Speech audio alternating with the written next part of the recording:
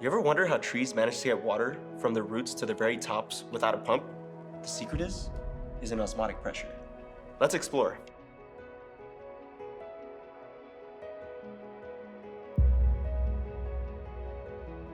Let's think about a giant sequoia like you might find in California. On a summer's day, it might have to shift over 500 gallons of water to over 300 feet. This isn't a small job.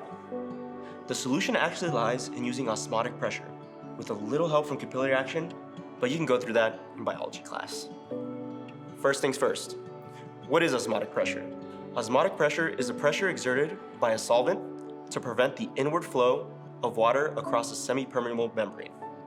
It also depends on the molarity of the solution and the temperature.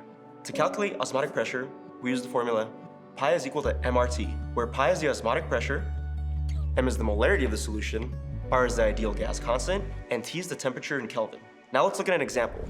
The osmotic pressure in the roots of large trees can actually reach 19 atmosphere.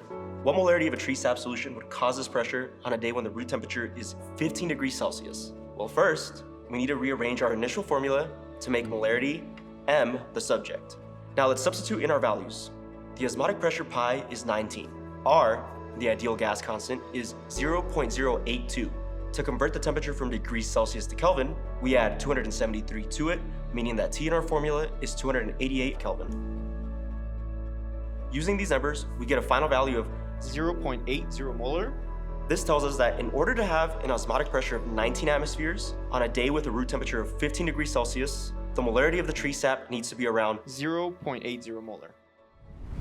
Knowing how to use osmotic pressure to calculate the molarity of a solution is useful elsewhere too.